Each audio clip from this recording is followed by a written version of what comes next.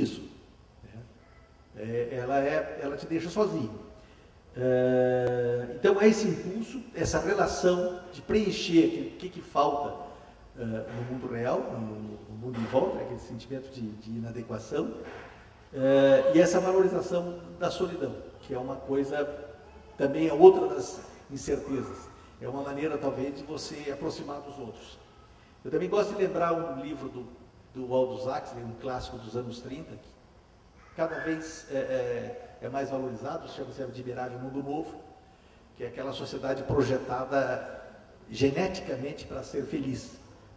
As pessoas eram divididas em classes sociais, A, B, C e D, alfa, beta, gama e delta, cada um com uma determinada função que já era programado geneticamente. Você não tinha relação familiar, as pessoas eram produzidas em laboratório, em incubadeiras. Então, por exemplo, a pessoa que ia trabalhar, os delta, classes baixas que iam trabalhar em construção, por exemplo, eram produzidas em gêmeos, de 96 gêmeos ao mesmo tempo, todos já condicionados desde o feto para se comportarem de determinada forma, e até os alfa que tinham acesso à linguagem escrita, os alfa, o beta mais, tinha lá uma divisão social, mas um dos traços dessa sociedade projetada para ser feliz, para todo mundo se sentir bem, era que você não podia ficar sozinho nunca, e o livro era um elemento antissocial.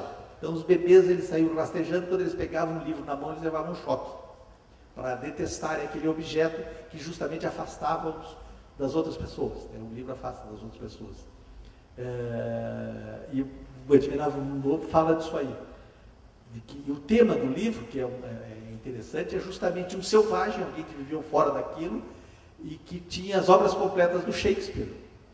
E ele lê aquelas obras todas do Shakespeare, que digamos assim, o maior condensado de humanidade que havia descrita, que ele podia ter acesso, e ele é levado para o Admirável Mundo Novo com uma curiosidade. E claro, o Admirável Mundo Novo é um mundo projetado para ninguém ter ciúme, para ninguém ser violento, para ninguém ser, como é que se diz, para ninguém sentir inveja, para ninguém ser nada, né? Do ponto de vista de você não ser humano, simplesmente máquinas de produzir felicidade. E aquele selvagem ele enlouquece, né? Lendo as histórias do Hamlet, do Ricardo III, do Rei Lear, do Romeu e Julieta, os sentimentos de amor, por exemplo, tudo isso aí não tinha função uma sociedade projetada para máquinas de felicidade. Então é um contraponto para a literatura. A literatura trabalha justamente com isso que falta, né, numa ideia, num ideário de perfeição, de suposta perfeição. A terceira incerteza da literatura é essa relação entre o mundo e nossos olhos. Quer dizer, o que existe entre as coisas e nós são as palavras. As coisas não falam, né? O mundo concreto não fala, não diz nada. Nós temos que dizer o que as coisas são. Nós damos nome às coisas. Então as palavras desenham o mundo. É por elas que nós representamos toda a nossa visão de mundo, quem são os outros, todo o nosso imaginário social, da vida, do dia a dia, é definido por essas palavras. É preciso dizer o que elas são. Esses modos de dizer, de representar o mundo, que afinal o mundo como representação é feito, mediado pelo mundo das palavras, o mais conhecido, quer dizer, aquele que nos deixa em pé o tempo todo, é o que a gente pode dizer, grosso modo, como o da ciência, né? O olhar objetivo. A história, o jornalismo, as ciências descritivas, ou seja, a ideia de pressuposição de verdade. Ou seja, as palavras existem para definir as coisas tais como elas são, ou mesmo reconhecendo que isso é muito difícil, digamos, a hipótese de que as coisas não têm uma natureza própria, nós é que damos a ela, mas há uma pressuposição de verdade. Quer dizer, os discursos sociais do nosso dia a dia, eles trabalham em torno do conceito de verdade, ou de pressuposição de verdade. Há um princípio de certeza, né? As noções matemáticas, a realidade factual objetiva, né? Não dá para dizer, por exemplo, que hoje, nessa hora, nesse dia, eu não estou aqui falando com vocês, eu sou um fantasma abduzido e tal, né? Não dá, isso aí não cola. Quer dizer, existe uma realidade factual, existe uns fatos do dia a dia que a gente, e a linguagem traduz isso aí, desenha isso aí para nós. Né? Para a linguagem literária, a palavra já entra com outro estatuto, ela tem uma outra categoria. Ela não interessa propriamente a verdade, mas as pessoas que pensam sobre ela. Ou seja, o objeto da literatura não é propriamente o reconhecimento do mundo tal como ele é, para dizer com certeza o que são as coisas, as pessoas e o mundo. Para isso você tem a ciência, você tem outros discursos, né? Você tem historiografia, você tem sociologia, você tem uma série de outras coisas, a psicologia. Os discursos da ciência tentam desesperadamente dizer o que as coisas, as pessoas são.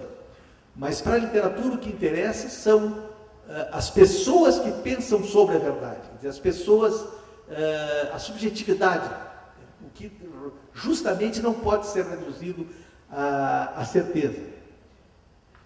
Então a literatura, ela já nasce, por princípio, ela é um discurso de incerteza. Aliás, a pressuposição de verdade é a coisa menos relevante, né? Tem aquela frase famosa que um jornal de hoje de manhã já está velho ao meio-dia, já envelheceu. Se gente pegar um jornal de hoje mesmo, abrir, você já vai ver que 90% das notícias já estão velhas. Mas se você abrir agora o Homero, a Ilíada, a Odisseia, ou Madame Bovary, ou Ana Karenina, ou Memórias Póstumas das Cubas, continua novinho. Parece que foram escritos ontem. Porque o objetivo daquele texto não tinha uma pressuposição de verdade, ou de dizer a verdade, mas especularam os homens que pensam sobre ela, de alguma forma. Você partilha uma experiência. Então a função da literatura é justamente desdobrar sentidos e significados, revelar o que não se mostra, quer dizer, abrir possibilidades de visão de mundo, aquilo que não está imediatamente, não pode ser reduzido simplesmente à linguagem da ciência, né? E aí você tem uma outra divisão, quer dizer, que quando eu falo em literatura, literatura é um mundo. Mas a gente sabe mais ou menos do que está falando quando fala em literatura, né? Tem duas grandes vertentes, ou duas grandes linguagens. A linguagem da poesia, que ela funciona como uma revelação direta, né? Em toda a poesia é o poeta que fala, diretamente. Você ouve um poema, você lê um poema, quando você gosta das palavras que o poeta diz. É ele que está dizendo aquilo ali. E na prosa, romance, conto, novela, aí não importa a questão do gênero, é a linguagem como narração, né? Quer dizer, alguém fala de alguém, você tem um processo duplo sempre, né? Na prosa, o narrador, quem conta a história, ele digamos, a incerteza está tanto na poesia quanto na prosa, mas especialmente na prosa, o prosador sempre é um mentiroso, né? Contrariando aquele dito do Fernando Pessoa, que diz poetamente, né? O maior mentiroso talvez seja o prosador, porque ele nunca se assina como tal, ele sempre faz ele desdobra a sua própria fala na fala do narrador, que nunca é confiável, né? Você sempre desconfia dele. Há uma incerteza nessa relação. Bom, e na relação narrativa e incerteza, falar e narrar, quer dizer, recontar o mundo é reinventar o mundo segundo um ponto de vista. Ou seja, a literatura afirma o indivíduo primeiro. É sempre uma visão de se a linguagem da ciência, ou se a linguagem de natureza científica, ou de pressuposição de verdade, isso aqui está parecendo um pouco aquele papo do contra-discurso do Barroco, né? Que não, depois das perguntas aí a gente... mas eu acho que estou falando mais ou menos, estou tentando debater, porque é uma coisa que eu também não compreendo direito, então vocês têm que perdoar esse tatear, né?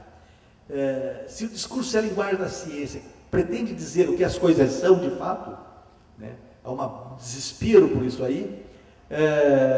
O discurso da literatura é sempre a afirmação de um ponto de vista que não está preocupado com essa certeza, né? Mas de afirmar um ponto de vista sobre o mundo e partilhar essa experiência, né? Fundamentalmente é essa relação da literatura, né? Que dá a sua perenidade, o seu sentido.